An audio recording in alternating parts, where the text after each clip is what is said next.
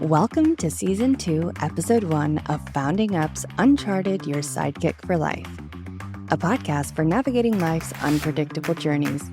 I'm Natalie Peyton, joined by my co-hosts Dan Dillard and Dr. Leon Vanstone. Together, we dive deep into the world of mentorship, career pivots, and challenges facing Gen Z in today's ever-evolving landscape. Get ready to explore some uncharted territory with us as we welcome our special guest, Mike Giordano, a trailblazer in the private aviation industry, who's here to share his unique insights on navigating career shifts, the power of relationships, and much more. Let's get started. Welcome to Founding Up's Uncharted Your Sidekick for Life. Love it. Season 2, Episode 1. Woohoo! Season 2, Episode 1. So exciting. We left off on a cliffhanger, so you're going to have to kind of like round that out. Yeah. So, okay. So let's do some intros. Natalie, you want to start? Hey, everybody. I'm Natalie Peyton. I'm an actor, comedian, and podcast person, Natalie. It only took you 12 episodes. I know, to just And get still- it. And I still You messed should it up. And it's your actually own- like kind of trademark that. Okay, I will work on it. And I'm Dr. Leon Vanstone, rocket scientist, storyteller, and entrepreneur. And of course, co-host. You're really a rocket scientist? Yes, for my sins. Oh. Well, currently I'm, I suppose, an AI scientist, but, the rockets haven't changed much in like 60 years, so I think I'm so good. And I'm Dan Dillard, also a co-host of Uncharted and co-founder of Founding Up, among other things. Just this gray didn't get this way for Yeah, not them doing mutton much. chops have got Yeah. stories. I've is that got it? stories. And today we've got a special guest all the way from boom boom. Well, I like to say Mars Well, that's because it starts more conversations, but Yeah. by way of New York. Yeah. Mars by way of New York. First time listener, first time caller, Mike Giordano. I love it. I love it. I do love that. Oh, man. So, Mike, as we were chatting, whole purpose of this is really this podcast is geared towards Gen Z. This is a whole generation that is, and there's 4 generations in the workforce right now, and this is the latest one to go in, and there's just issues that they're facing that we haven't faced, and so we're trying to be that sidekick for them and offer some mentorship, since mentorship has kind of changed our lives. And so we talk about that, and we talk about how to help. But in that light, we always get started with just kind of hearing the backstory. And so let's talk about what you do now and then how you got there. So I've been blessed to stay in my lane. That's kind of hard to do in this sector that I'm in private aviation. So myself, 23 years ago, found this business before it really became a thing that every mom and dad knew. And so what we were able to do is take a fragmented product inside of private jets and trying to make money on a broken product is almost impossible. And that's what a private jet is, that people don't know behind the scenes. So luckily we know how to operate these aircraft. We're up to 37 now. But to answer your question on how I got started, again, back to why we're here, mentorships, right? If I didn't leave Wall Street where I was mentored to come onto the trading desk, Yeah. I would have never left Wall Street after 9/11 to make my way to Vegas. So through a mentorship that ended up not getting me to my career goal at the time, which was to stay on a trading desk. But after 9/11, a lot of things had happened in Wall Street, as we all know. Mm-hmm. That mentorship to get me to the Wall Street career Yeah. ended up putting me into another career that I didn't even know was about. Now here I'm 23 years later. So that's kind of cool on how a mentorship could take you from one place to a totally different Yeah. direction, but at the end of the day, to go back to like what the business is, right? We manage a fleet of private airplanes. Yeah. We're based out of Las Vegas, Nevada. So you have your usual suspects of other companies inside the space that need additional lift for their clients. So like a NetJet's planes breaks, they'll call our operations fleet to support that.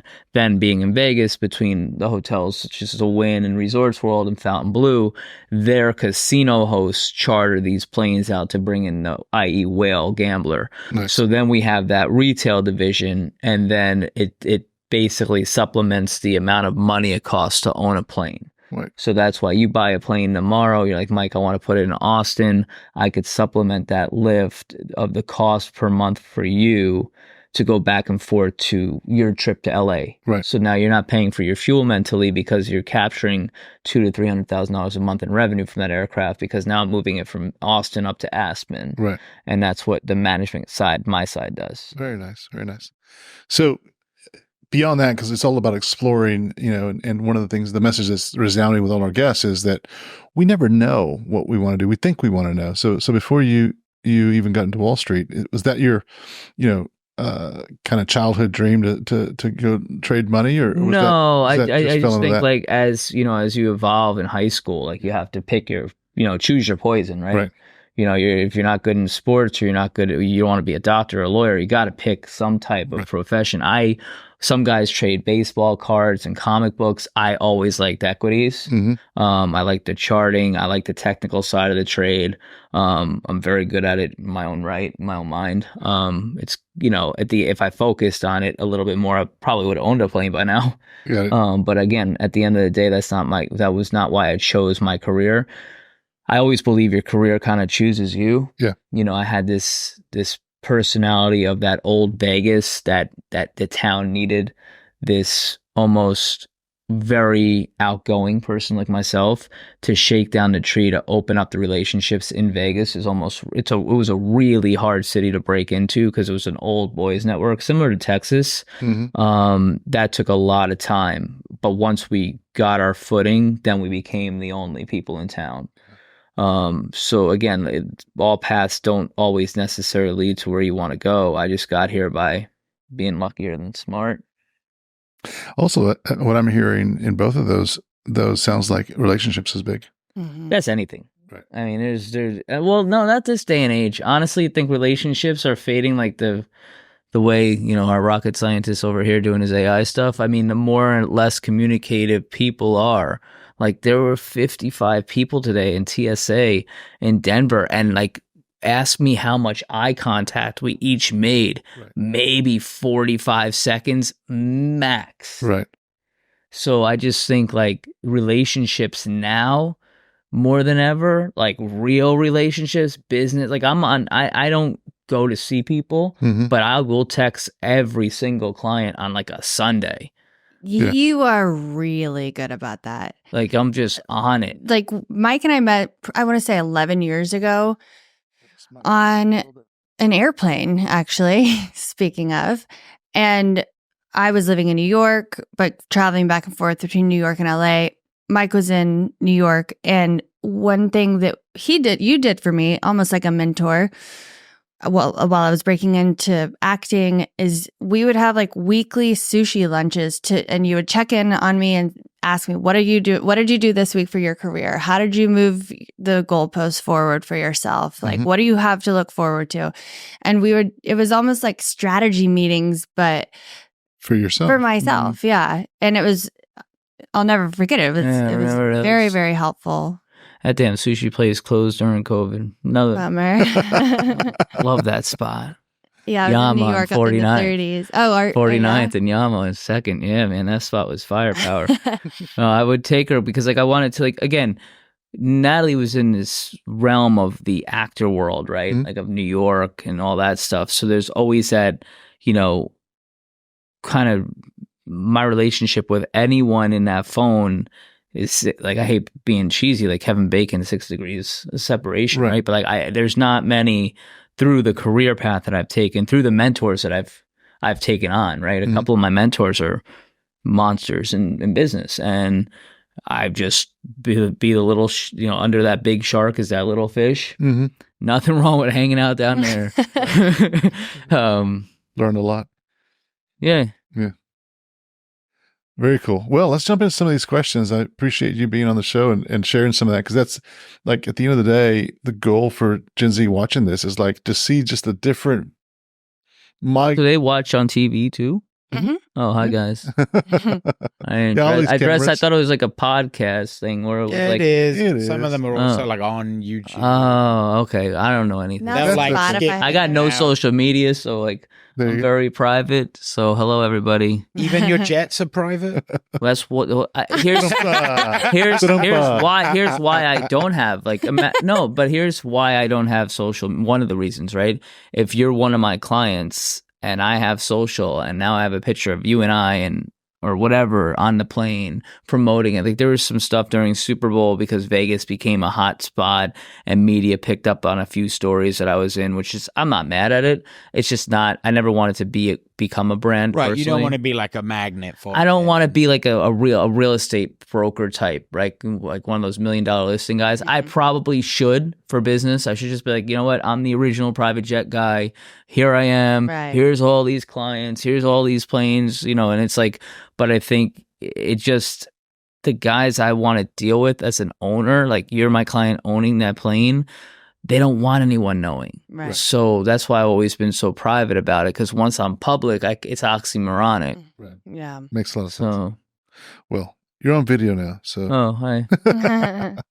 All right, let's jump into this first question. That has to do with, I think, part of what you just mentioned or alluded to in this not talking to each other. So this is Austin. It's actually his name. With a lot of what I feel affects me and my generation in general, it would be social media use. Sometimes I feel like my social media use often gets in the way of my schoolwork and just like being a cognitive human in general. So maybe if I would talk to a mentor about like, I don't know, like getting off my phone or like, I don't know, it sounds a little like just do it, you know what I mean? But there's something about that algorithm that just keeps my generation going back and like keeps us up at night for hours, So yeah, that's one of the big problems I face. Yeah. So that's a struggle. It's come up over and over. Yeah. And as I used to think it was just me as a parent. I've got a 21-year-old. Me as a parent was like, don't do that so much because it's affecting you. But my daughter says the same thing. And I've said this on the show before. My daughter at 21 says, my next phone, Dad, I want to be a flip phone. She just wants to break away from this addiction, but still the next minute you see her, she's on it again. So, but yeah, I think it goes back to, what he said is like, it's not just do it. There's some sort of psychological, I think you mentioned it before. It's like this addiction that social media. Well, like you understand this better than most, right? From the moment you set eyes on a casino in Las Vegas, Yep. right? All the way up to your journey to its front door, all the way in through its front door, all the way up to that reception desk and the entire experience beyond. Every single one of those moments is heavily curated by a whole team of people. There's tens, if not hundreds of millions of dollars behind it to make sure I do the next thing, to do the next thing, to get on a table, to get on to get a drink, to get a dinner. Well, I was at the Nantucket project last fall. And Frances is a whistleblower to Facebook, and she won the big lawsuit against Zuckerberg and everybody. And she testified in Congress. She was there, and I speak to her daily now as just consultant on some technology investments. But Frances, when she started speaking out against Zuckerberg specifically and Instagram, because they're using the same algorithm that, going back to your thought on the casino gaming, the gaming app, like your sports app, right. They're doing that on it so that when you're seeing certain things, the phone is completely looking at everything you see. So I think it's unique. I couldn't get my hands on one with all my damn connections, but Kendrick Lamar has a phone. It's a simple phone. All it does is have the time and phone calls and text. Right. And Nothing I else. wish I could have one of those. But then a day like today, when there's weather delays in my business and pilots are texting me and our team, I'm laying in a hotel suite. So choose your poison. Do you want to go back to 1985 and I have to I couldn't be on this trip. I couldn't see you guys in Austin today. In Denver, I would have had to stay and wait for the fax. Mm-hmm. So what you got to pick which one. Yeah. I think this phone is an addictive, disgusting device, but at the same time, it's also a cash register. Mm-hmm. Yeah. It's also a time machine. I push a button, a car shows up for me in 10 minutes. Right. I could go anywhere in the world by scrolling and buying a flight. Yeah. So think about that. So you got to be careful. I don't know. I have a 7-year-old daughter, and she has a phone for photos because I want her to take photos. Mm-hmm. She knows she can call daddy if she needed to, but some of her friends are texting already on their parents' phones, not on their personal phones. I think that's just dangerous. Yeah. Yeah, I'm very, very old school when it comes to certain things like that. It's like, you gotta save. But then there's Duolingo, right? Can my daughter learn Spanish or French before she gets to third grade because of this amazing app? Right. So again, it goes back to what's good, bad, ugly. I think it's never going to be Norman Rockwell 1950 United States of America ever again, or anywhere else in the country, right? Or the world, I should say, because of technology. But how do you... I just think you got to self-regulate it. Like, well, we don't let children go and gamble, and at the same time, yeah, but that's way different. You don't let them go, but you are gambling. It's actually but it's sort of the same level of. We could pivot off of that. That's actually great. Go to Roblox, right? I guarantee you that 13-year-old kid spent $50 last week without his mom or dad knowing. It is like a gambling thing. Yeah, loot boxes. Yeah. I'm not familiar. Okay, so Roblox is like a game like Minecraft or something, and this did just happen. Somebody that I know's nephew just spent $2,000 on like add-ons to the game. Like, these little characters. And it should have been regulated. The parents didn't know they had to, but now they're like, so his punishment was so clever, I think. It wasn't $2,000, but they took away his whole piggy bank with however much, let's say there was $50 in it, but his soul was so crushed. And he's working off the 2,000, I think. But it is, they have access to these accounts. And it's bonkers though, because like if you went to like DraftKings and you tried to gamble more than you had, you can't do it, right? But then your son or daughter steals your phone, goes to Roblox, and just rips through the credit card, which could be Amex and because you need a credit card to have an account. Right. Yeah. So there's gambling there. Well, Roblox is our sponsor today here at the show. So if you don't know, now you know. Roblox, you're sending us a check. No, I do think, and we've addressed this question before, and this is the first time I've heard it that way from like, there's a lot of positive in the phone. It does come down to self-compliance, self-control. And that's maybe the message here. What he's saying is like, I think the rest of this, if I remember that interview, he was saying, I'd like to know what Zuckerberg does to get into my brain, because like, what's that algorithm like? Like, how does it make me do this? Well, it learns from itself. The thing's he can answer. He's a doctor.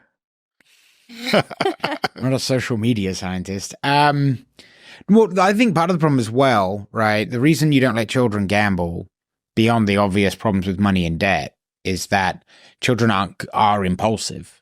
Gambling is incredibly effective against adults, let alone when you bring children in who are not good at impulse control. The phone is really all the same algorithms, all the same ideas that get used in all these other betting things and casinos or whatever else, right? From the moment my phone goes ding, and I have a notification and I get sucked into something, it's there to get me on the next thing, the next thing, the next thing. You got a notification from so-and-so, but here's 10 other things you should watch. And I think the problem is you come in as a child, you have no there's no part of your brain that regulates that. That next dopamine hit, great. Next dopamine hit, great. And so you get sucked into this phone. Basically one of the largest gambling experiments we ever did was give a ton of millennial smartphones and watch what happened as they grew up with gambling, basically, right? No, it's crazy. I mean, like I was in the gym yesterday in Aspen, and a lot of kids. It's Sunday, so they must have been, 14 to 16, these guys, and they're in the hot tub. And they're full on like preparing for college football gambling. Like, we're going to put this with this with this. I'm like, wait, guys, slow down. I need to hear this because you guys are so young. You've been studying this all. So I just think the gambling addiction inside of youth is so bad, and no one's talking about it because there's so much other noise right now. It's just so easy. Like, a high school freshman shouldn't know what a money line is. Well, I didn't know what a money line is when I was in freshman high school. Yeah. For those I don't know what a who money line is. You want to tell people who are listening? How old am I? For the money line. No. Oh, a money line is like, let's just say you and I are going to play basketball tonight outside in the parking lot, best of 21. You're better than me. So Natalie would have to give $200 to win $100 if you were negative 200 in the money line. So you're that good. So kind of like the handicap in golf, maybe. Yeah, same thing, but a money line. And there's certain sports and certain events that are no money line. That's no way. We're not taking that risk. So. And there you go. And now you know. You taught a rocket scientist something today, man. I did. I mean, hey, that is I think we mentioned the Win once and Fountain Blue. Those are other advertisers were coming at you guys. One of the things we were talking to someone earlier today that they decided to take their kids to homeschool. Yeah. And it I was about it for 34 seconds, and then you got to go back and know. And have you ever kids who have been homeschooled? Yeah. Have you met kids that haven't been homeschooled? Because the current is they're all. COVID was the largest homeschooling experiment, right? Like they're all homeschooled. But I'm just saying, like, go back to like the one homeschool guy. Like, we're all the same. I think it's different, but she made a really good point about it. She's like, I'm doing it for safety, and it's not the kind of safety you're thinking about. The guns, all that. It's the fact that kids have these phones and then go into a bathroom and just show and traumatize. I understand. I agree with that. Other kids and you have no control as a parent or as a teacher. Yeah, even if your kid's phone is on total lockdown. Or no phone. Right, no phone. The kid sat next to them can have full iPhone, whatever, right? Yeah. They even like the movies, right? Like Stella went to a movie the other day. I was like, well, I don't think she should have saw that yet. Right. And like, well, the other kids went because the older brother, they had older brothers. So then all the other young kids are being brought up with the older, no. Right. Keep the older kids away from the younger kids. Yeah. It's going to happen. It just is going to happen. Well, but I mean, the measures that she took, and I was very, had a wow moment. I'm like that. She's actually doing the parenting. It's essentially what I'm hearing you say is like, there's some parenting and there's some kind of bumpers that need to go around some of the things that aren't being done in society. You just kind of let going with the flow and let the society kind of finish teaching your kids. And she's actually taking a stance against it and saying, no, we pull them out for these reasons and safety and all kinds of stuff, which is really neat. But anyway, I understand his plight, and I think we've got some good answers here as far as things that could be done. And at the end of the day, it's up to us to do something. All right, let's jump into the next one. Again, it is we're on a roll with fixing society. I would like to ask, how do we fix this? How do we relate to each other and sort of absorb each other in our lives and accept each other and create a better society to fix our issues?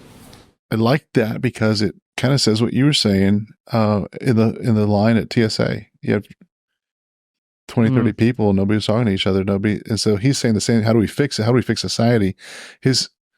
One of his, and he's 21 probably. I don't know how old he is, but one of his observations is that we're not a community anymore. That we don't do things because we're so isolated in our, again, just as people. So his concern was, how do we change that? What do we do to change that? Probably more social media. That would help. You said more social media. I think awareness is the first step. Right. When you have Gen Z themselves aware of the issues and saying, okay, this is what was built before we got here. We're into this system, and now the communities aren't as close as they used to be. See, I think we have a major problem. We had COVID that shut down the universe, right? And everyone was communicating via tech, via everything, right? And then companies changed the way people went to work, and you work from home. Maybe we just don't get back to that in this round of generation because we were all so stunned. And now we've all been addicted by, there's no way like most people can go to a normal office anymore. Right. They're just not going to do it. At least not 100%. Yeah, never like what they were. So like, and at the same time, you have this AI thing starting while we're all trapped at home with technology that helped us, right? You can't say it didn't help. Again, you got to choose your poison because we wouldn't have been able to work without it, right? Imagine that COVID hit in 1980. Who's going to tell you not to go outside? I mean, there's so many things I could talk about with that. But moral of the story is that I don't know, because you can't fix society after what we've been through.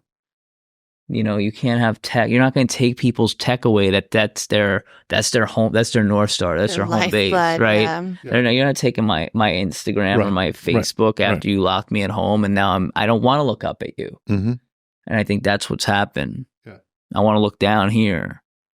Yeah, you can't go back, but I don't know. You can't move forward. You can move forward, but it's not going to be for like. When you say years. You can't fix it, you mean we can't go back, which I don't think there's a way for society to eliminate or back away from the Right. technology. No, I'd agree. The cat's out the bag. Yeah, There's Right. nothing to gone. be done. Right. It's like so I putting don't the know internet if I, back. and again, being at home, like I was telling Julie over here, like when we landed at Austin, the last time I've been in Austin, it was COVID. It was 2021. I had the whole airport to myself. Mhm. It's amazing. Days. Bring back COVID. Yeah. No. You don't hear Says no teenager anyway. You don't hear Yeah, that. but You don't hear that often. no, but at the end of the day, I think that's it. Like you're not gonna make the world. That sounds like a not real. Like how are we gonna fix society? It's like that's not impossible. Right. But we can fix Well, ourselves. you can fix it going individually. forward. You just can't. You can't put it back. Yeah, but you can never put a toothpaste back in the bottle, right? Right, but you had gambling, and we found ways to make that work in society without completely destroying everything. The I question is, I agree. suppose, what do we do with the new tech as we have it, right? Do we regulate it? Do we... And I'm not sure. Well, I mean, but at the end of the day, like let's just throw this at you real quick. Sure. Prohibition happened, right? I was going to say that. And then now you got 95 vodka companies. So what happens? Reverse that. So you curb prohibition, the tech from the kids. Now you're going to have 95 different AI apps in the future if you hold them back. I just think you let them roll with it. I was going to say something last night to Julie because we were up in beautiful Aspen, Colorado. I'll mess with your mind on this one. You want to go somewhere where these Generation Zs aren't asking yet? Okay, let's talk about the evolution flow of the human, right? In the last 5 years, how much smarter we've gotten through AI and all this stuff. I mean, down the street, what Elon's doing, right? He's building a space factory here in Austin. So the advancement of human, like the speed of our brain, how smarter we've gotten. Let's talk about the hummingbird, right? Did that hummingbird also get smarter over like the last 5 to 10 years? Like, you know what I'm saying? As evolution of not just human, but even the insect. Is that red ant smarter than 5 years ago because we as humans got smarter? Like, did that monkey get smarter now? You know what I'm saying? Like, I thought about this last night in Aspen. I'm like, is that bird smarter than it was 5 years ago? You're blowing his mind. Look at the smoke coming out of his I ears. don't have good answers. I don't either, but there's got like, is there a Someone giraffe? needs to ask. Is me. there a Someone giraffe? needs to ask the hummingbird. I don't know. I don't know, but I will tell you. You see cat videos on Instagram, and those cats are smart. They You're like, are. how did you get so smart? So, only reason why I'm bringing it up is because AI does get smarter. Yeah, I've used GPT since it came out, and it makes me so much faster at what I do. I have more time. It's enabling me to be more efficient at what I do, and by doing that, so it's not. It's kind of like have you watched Iron Man, right? Yeah. And Jarvis. So he's never afraid of Jarvis. He just uses Jarvis as a tool and to do all the mundane. Go look this up for me. Go find this for me. Go turn this up for me. Do the things that are just like a really well trained monkey would do, I right? totally 100%. And the creator is still the creator. I mean, he's still the guy. I got it. But so that's how I use it. Is the idea. AI is not creative. AI just does mundane things because it doesn't have the creative powers that humans do. This is a great time to plug what Founding Up is doing. Not no skeevy's used car salesman way, Yeah, but let's in hear like it. a a really like Leon, you want to give it a shot? You want me to like simple though, like simple. we're in season 2. elevator. I mean, All I right, think it's so- time. Simple. Because I don't So- know, I'm coming in Lift the the So curtain. here you are doing 130 miles an hour through New York, right? Mm-hmm. And you don't know, and you know where you are vaguely because you got GPS, and you know where you're going, Mm-hmm. right? Beyond drag racing this cop, but you don't have to know with Google Maps or Waze or whatever anything about New York or the layout of the roads or anything. All it does is go left, go right, go straight, do a burnout, pull some donuts, go left, right? What if you could have that simplicity for life? What if you could take an incredibly complicated decision like, what am I going to be? And turn that into, and this is what mentorship really does. It really helps you turn an incredibly complicated decision into a series of easy choices where the outcomes are obvious. That's Ways for Life. That's what we're doing. Most people know roughly where they are. They know where they want to be. They don't really want to even know about what that ecosystem where they have to navigate is. They just want to get to point B in a reasonable amount of time in an achievable way. And so, Waze or Google Maps or whatever you want, not only does it have the map inside of it so you don't have to worry about that, it's telling you where the traffic jams are, it's telling you where the speed traps are, right? And so it's using a combination of user data and all of that mapping to get you from A to B without you having to think about it. Go left, go right, go straight. And then boom, you're there, in a reasonable, timely manner. And that's what we're building. So we're doing it for life. We're trying to help you find your passion first, and then the best way to get there, and showing you what industries that tie into align with you, and then adjacent careers, right? So like a dating app, you pick left, pick right, figure out which one you like, and then we'll show you how to get there. Because we can be like, hey, you want to be on Wall Street, but have you considered a career in private jets? Because it turns out those are actually kind of side by, those are adjacent. They're correlated in a way. Right. Yeah, Jason. Thanks for that. But yeah, that's Sure. did that kind of explain it for you? Did that make some? Yeah, I got it. I keep leaning in on I like the Jarvis, the way Natalie said it the other day. Jarvis is the easiest for me to understand. Yeah. And then you're a 16-year-old girl and you want to be a veterinarian, right? So let's talk. Yeah, what does that look like? Let's talk about that. What else could you do? And who else could you be? Because there's currently not really anyone that does that. There's no one out. There's no magical mentor that has. No, it's like it's a guidance counselor on steroids, basically. Right. A life guidance counselor through an AI app. Yep. I got it. Yep. And I think you have to find that mentors could have different layers, right? Mm-hmm. There's that ultimate life mentor, because I have them, right? Like one just life, one is only business, one's a little bit of both. And then the mentor stuff, like again, no mentor was ever going to tell me how to do a skincare line. Right.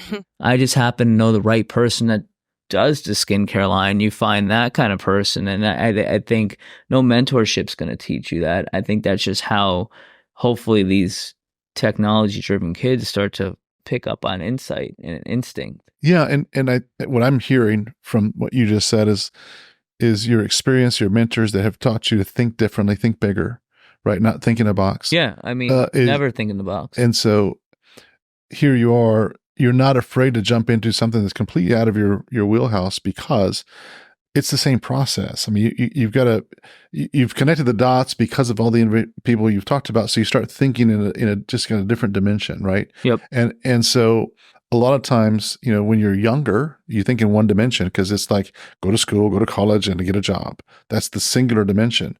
As mentorship comes into your life, it starts becoming multiple dimensions. Now I can see things in 3D, and I can do this and do this. So no one says, there's no written rule that says I can only do one thing. As a matter of fact, to your point, most mentors that I know have 3 or 4 or 5 sources of income, and they can juggle it all, and it's not a big deal because it's kind of the same thought process that goes into it.